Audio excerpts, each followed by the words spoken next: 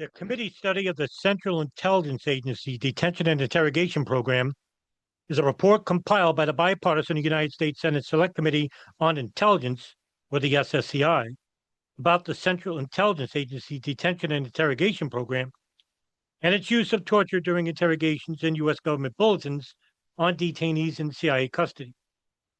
The more than 6,700-page report, including 38,000 footnotes, details the history of the CIA's Detention and Interrogation Program and the committee's 20 findings and conclusions. On December 9th, 2014, the SSCI released a 525-page portion that consisted of key findings and an executive summary of the full report. It took more than 5 years to complete. The full unredacted report remains classified. Today's summary. In response to Detainee Treatment Act, the CIA briefed senators, not on the committee.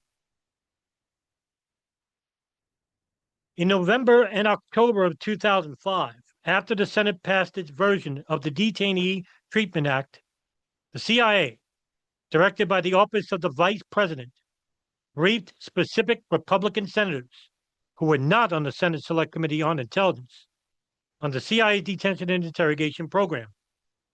The full membership of the committee had not yet been briefed on the CIA interrogation program. The briefings, which were intended to influence conference negotiators, were provided to Senator John McCain. Senators Ted Stevens and Thad Cochran, the chairman of the Appropriations Committee and Defense Appropriations Subcommittee, Majority Leader Bill First, and Senator John Cornyn. CIA records state that Cornyn was not briefed on the CIA's specific interrogation techniques. Meanwhile, a proposal from Senator Carl Levin to establish an independent commission to investigate U.S. detention policies and allegations of detainee abuse resulted in concern at the CIA that such a commission would lead to discovery of videotapes documenting CIA interrogations. That concern prompted renewed interest at the CIA to destroy the videotapes. Senator Levin's amendment to establish the commission failed on November 8th, 2005. The CIA destroyed the CIA interrogation videotapes the following day. The head of the CIA was rejecting many of the accusations in a Senate report on interrogation methods used after 9/11. Bob Orr is in Washington, where Thursday's news conference drew an instant response from the report's chief architect. Bob, good morning.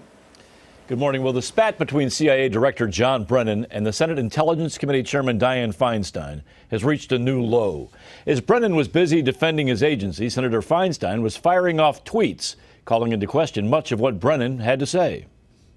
Cameras are rarely permitted inside the CIA, so it was an extraordinary event when John Brennan told a televised news conference that some rogue interrogators used brutal tactics in questioning al-Qaeda detainees. In a limited number of cases, agency officers used interrogation techniques that had not been authorized, were abhorrent, and rightly should be repudiated by all. Brennan did not use the word torture, and he broadly defended the CIA's detention program ordered by the Bush White House in the tense days following 9/11. There were numerous credible and very worrisome reports about a second and third wave of major attacks against the United States. Brennan rejected allegations by the Democrats on the Senate Intelligence Committee that so-called enhanced interrogation techniques used on dozens of detainees produce no actionable intelligence. Our reviews indicate that the detention and interrogation program produced useful intelligence that helped the United States thwart attack plans,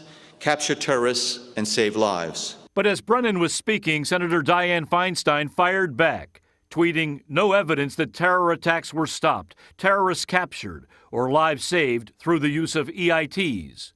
In what amounted to a point-by-point rebuttal, she tweeted CIA had info before torture, adding coercive interrogation techniques don't work. But Brennan, clearly unaware of the tweets, said there's no way to know if those techniques led to breakthrough intelligence. There was useful intelligence, very useful, valuable intelligence that was obtained from individuals who had been at some point subjected to EITs. Whether that could have been obtained without the use of those EITs is something, again, that is unknowable.